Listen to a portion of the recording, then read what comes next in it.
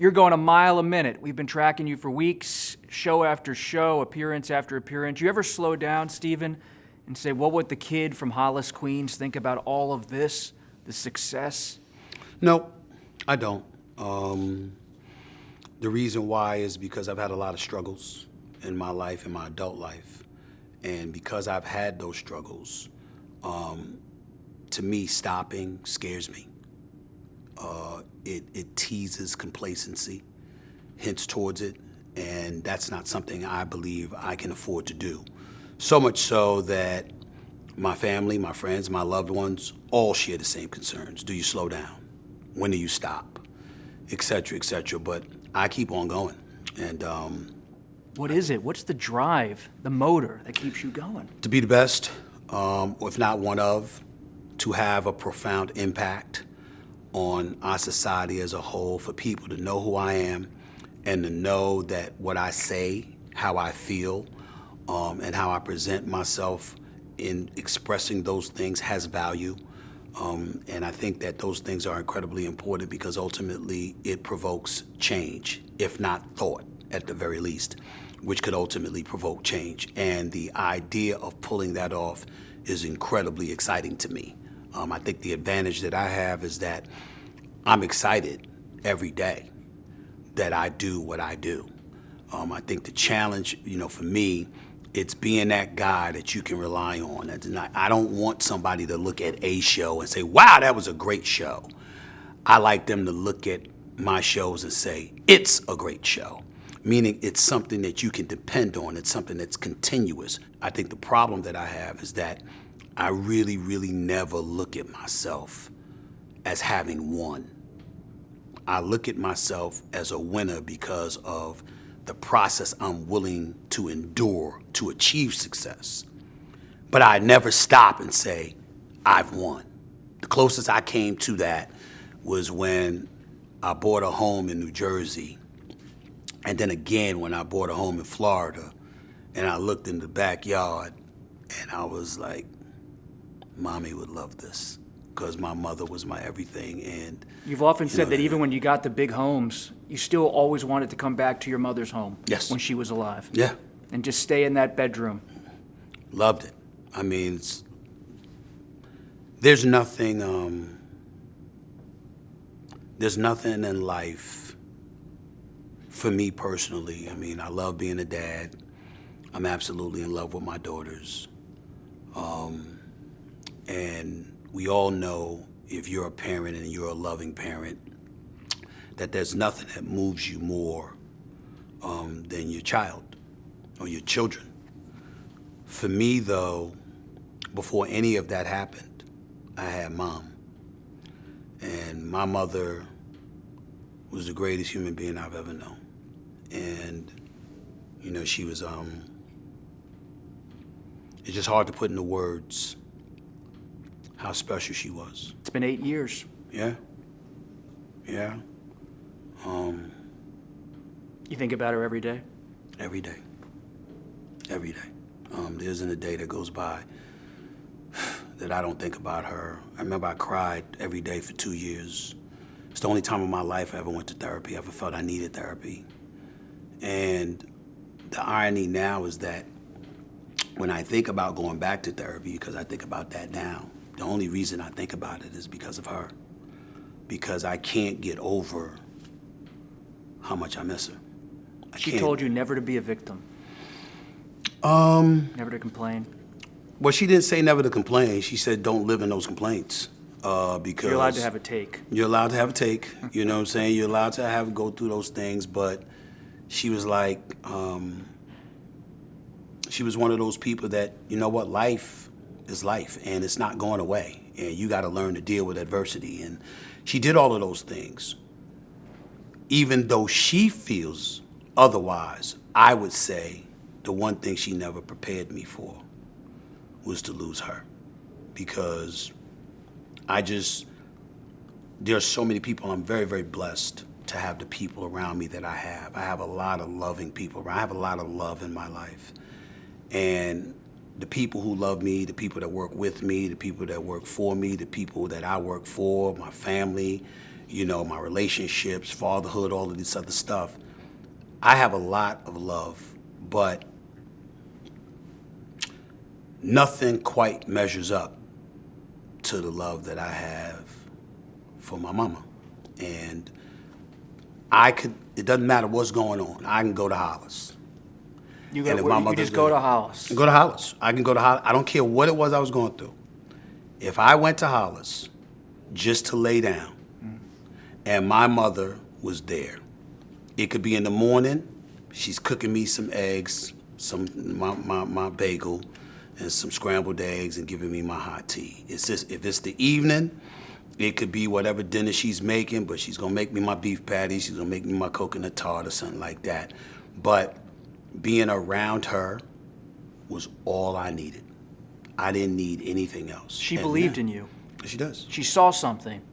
Well, she saw tenacity. She saw work ethic. She saw a never say die attitude. She saw a person that you can knock me down, but I won't stay down. She saw all of those things. But for me, what she didn't see, and I don't think she realized, that it was because of her. It was because I was climbing, I was scratching, and I was clawing, because the life that I've built for myself now was what I was envisioning so she could have it. And that is the part that, I don't talk about it much or anything like that, but that's the part that a lot of people, they don't really understand. And I don't expect them to. It's not something that I talk about, and it's not something I anticipate they'd comprehend. But I can afford a nice house. I mean, I could literally right now, my mother wanted a cruise a year. I got to send her on about 3 a year. I got to send her on about 30 to 35 cruises in her lifetime. She never had a diamond ring. I got to buy her that. She always wanted a mink coat just to have one, and I was able to get her that. But, my mother wanted a house in St. Thomas. I could get her that now. She wanted to be, if in her world, she would want to be on a cruise every month. I could do that for her now.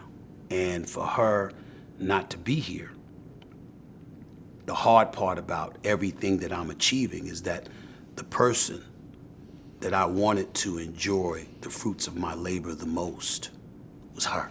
Because even though I want that for my children, they haven't suffered. They've never known suffering because they've only been on this earth 17 and 16 years respectively. My mother suffered, and for me to be in a position to alleviate so much of that and to make sure that she enjoyed the latter years of her life was my dream. And I was able to do that somewhat, but not to the degree that I would be able to do now. And so when people tell me to smell the roses, I never thought about the roses. The only roses I've ever thought about were the roses that I was bringing to her. And that's not the case anymore. And sometimes it is a struggle, but it's the major time that I'm struggling a lot because people want me to enjoy something that I can't enjoy, because even when I'm at my height, all I think about is that she's not here to share it with me.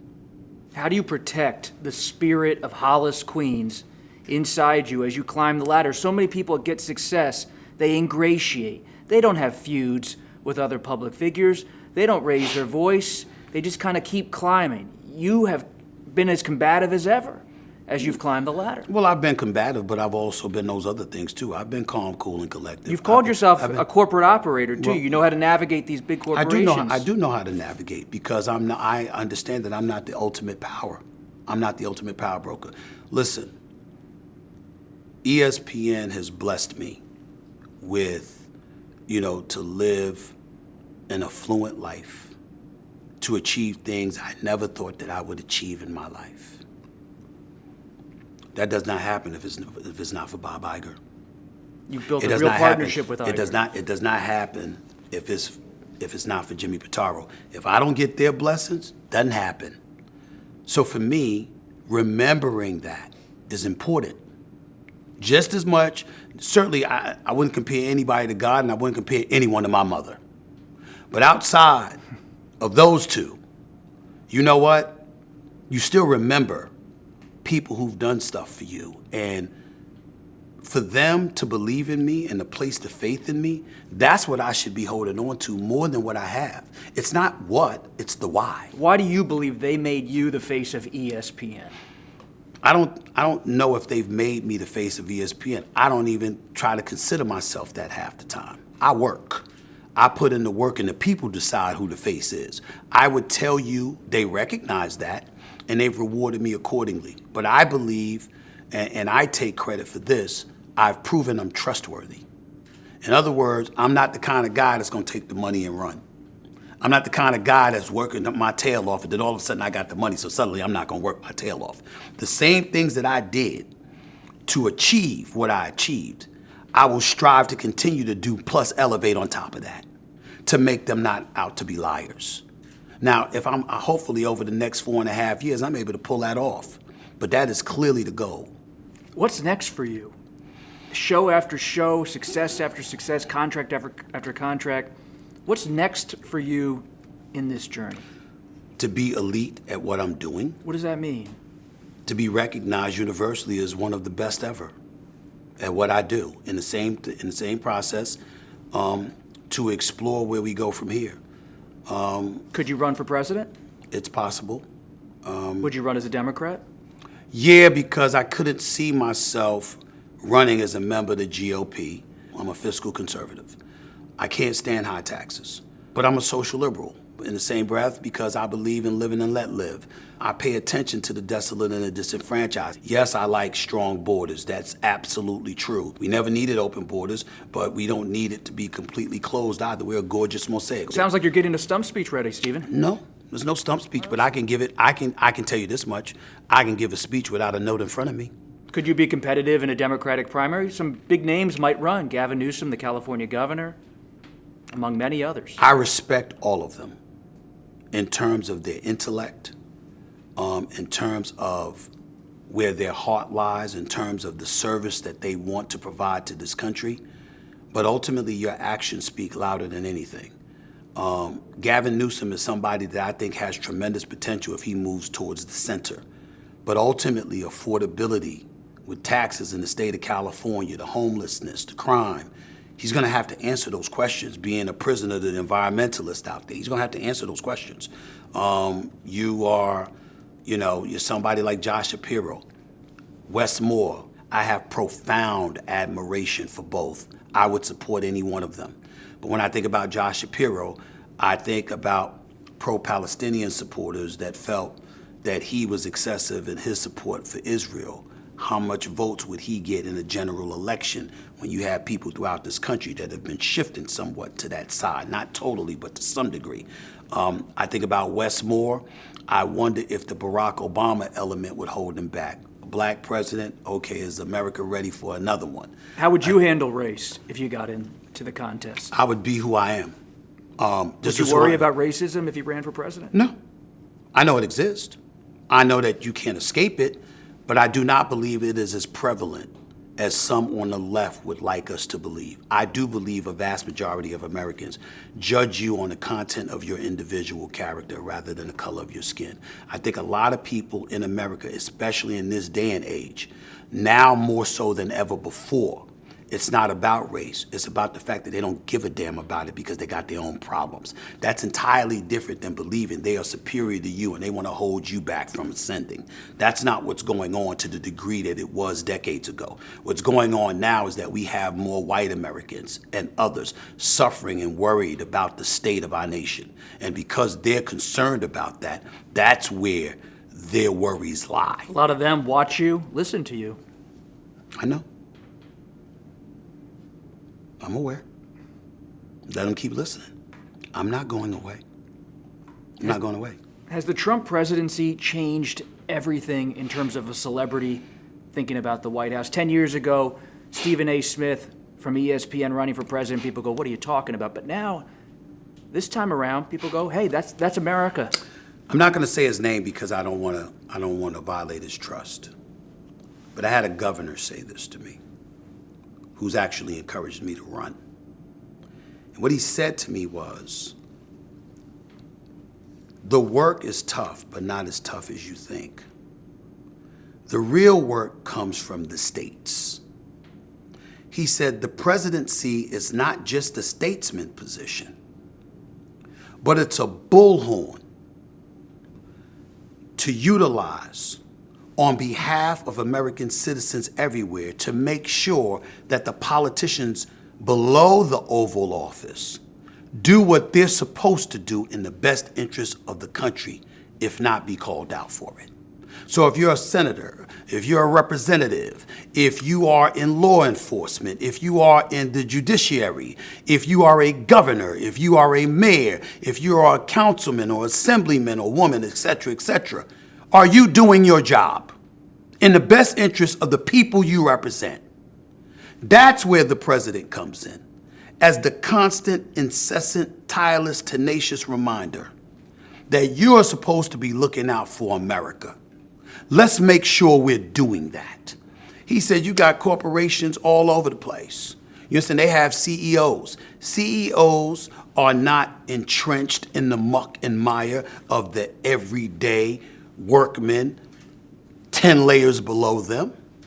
They're overseers that make sure there's a plan, there are personnel in place to execute those plans, and everybody's eye is on the ball to make sure we're doing what we're doing that's in the best interest of the company. Why would you give all this up? That's also to run for the president.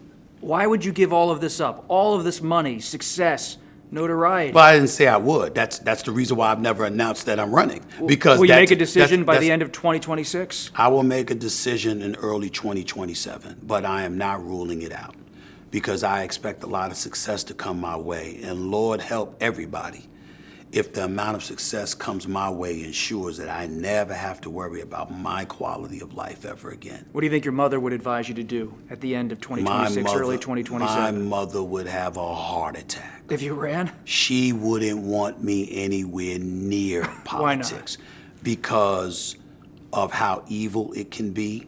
It's a rough business. Your business is rough, but politics... How disingenuous it could be or whatever. I would focus on the change that I'd have the ability to facilitate making. It wouldn't be me alone. I'd have to have an exceptional staff, and I'd have to have some tireless, committed people determined to make America better. And so that's certainly something that I would definitely consider. I would tell you though, my mother always knew that I was interested in politics. What a lot of people don't realize is that since I was a kid, I was watching Ted Koppel with ABC News Nightline. I'd watch Peter Jennings' World News Tonight. I'd watch Tim Russert on Meet the Press. I watched all of that stuff. I'd watch whether it was gubernatorial, mayoral, or presidential debates like it was the Super Bowl or the NBA Finals. I've always loved that stuff. I'm not an aficionado by any stretch of the imagination. I'm certainly not a genius or anything like that, but I'm a conscientious observer.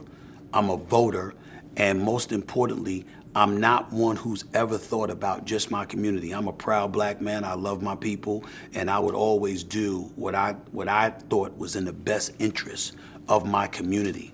But in the same breath, I'm a proud American, and I would make sure to look out, to do the best of my ability to look out for everybody, and to make sure that whites and Hispanics and Asians and everybody in between, Jewish folks, Catholics folks, Christians, non-denominational, I don't care who it is, I would make sure everyone knew I care about America's overall health and well-being, not one particular group. And I think that that's mandatory in order to be a president of the United States. If you're somebody that just thinks about one group of people, you're not fit for office.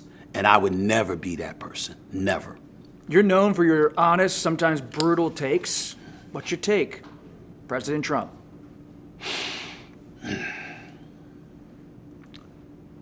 I think that I don't like what I'm seeing, but everything that he does is not wrong.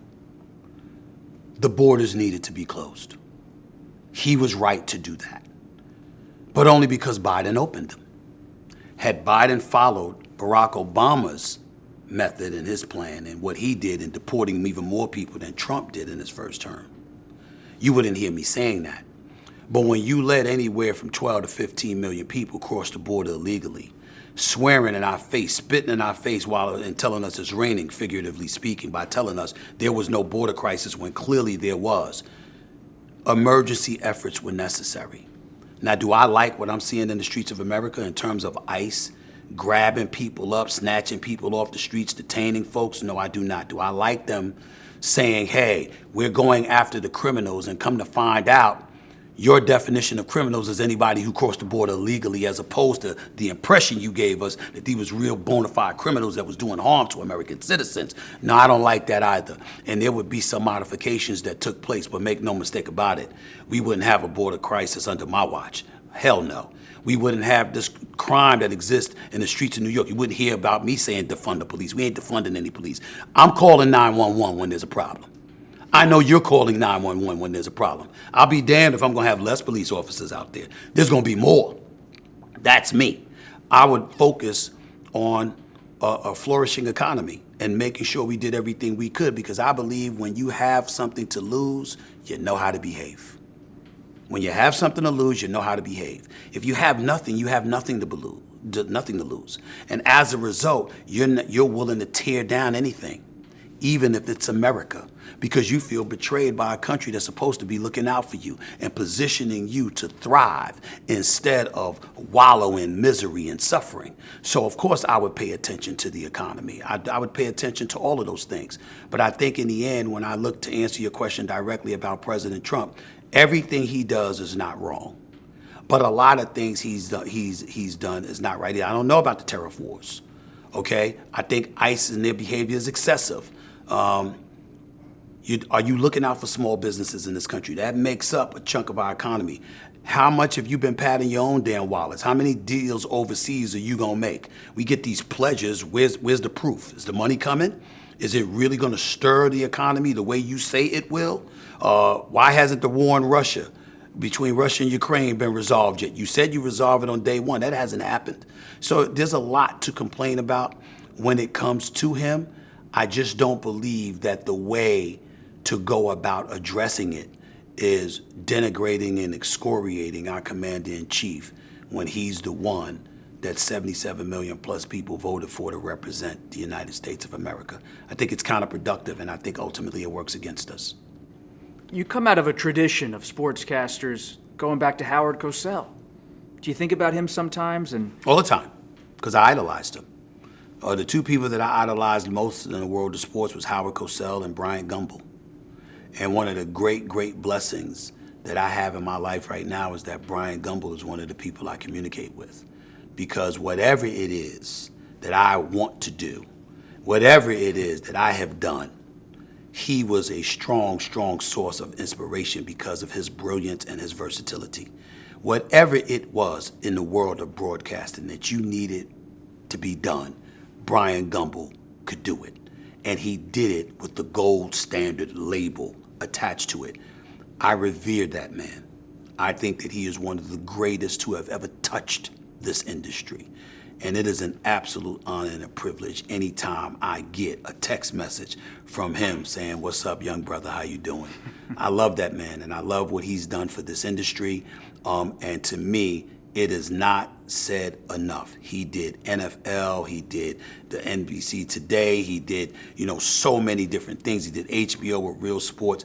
He is a gold standard if ever there was one. And the fact that he is fond of me gives me reason to believe that I'm doing something right, because I know what a standard bearer he is. And him and Howard Cosell were the two people that I idolized most growing up. You're having so much fun with sports. I do wonder if you get into politics, it's not as fun. I cover this stuff. Not as fun. Right. Well, again, but you're making a difference. And I've been doing sports for 30 years. I'm never tired of sports. I'll never leave sports. Whether officially or unofficially, I will always be involved in sports. It made me what I am as a professional and helped elevate me as a man. So there will always be an incredibly strong appreciation for what the world of sports has done for me. But when millions of people, if that were to be the case, come to you and they say that they believe that you're the one that can make their lives better in this country, you just can't sit back and ignore that. It doesn't mean I'm going to do it. It doesn't mean I'm going to accept it. But as my pastor, A.R. Bernard from the Christian Cultural Center in New York said to me, you owe them the respect to think about it, to not rule it out, because you don't know what God has planned for you. And you have to think about it along those lines. I know me well enough to know that I'm not compromising my quality of life for it, because I still have daughters to put through college and I still have a life that I want to live. But in the same breath, if my success afforded me the luxury of not having to be concerned about my quality of life, and that combined with millions of Americans saying, we see all of these candidates out there, you're the one, then I'd have to think about it. And I have to tell you, it's not something I'm inclined to run from.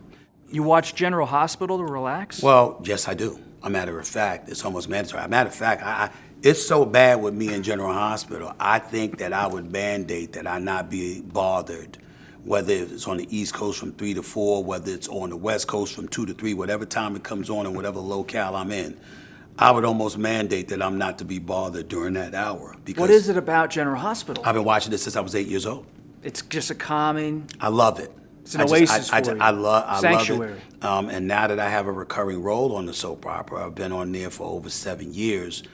I mean, it's an incredible honor to work for the show. And it is very relaxing because it's the one time during the day I don't find my brain just running all over the place, multitasking, thinking about 1,000 things. When I'm watching General Hospital, everybody knows, especially my assistant Sumatra, she tries to warn people, tell them, just leave him alone. Don't bother him because he's here. He's stuck on this. It's where he's focused at. She's absolutely right. When I'm watching General Hospital, I'm not thinking about anything but General Hospital. And when somebody calls me or interrupts me, I'm like, what? What do you want? You know what I'm saying? I get a real attitude. So I wouldn't rule out that if I was in the Oval Office, you know, that somebody would see me with my feet kicking up watching General Hospital from 3 to 4, and if they said to me, something's going on, you got to handle this is an emergency, I'd be like, now? You can't wait till 4 o'clock? I might do something like that because of General Hospital, yes.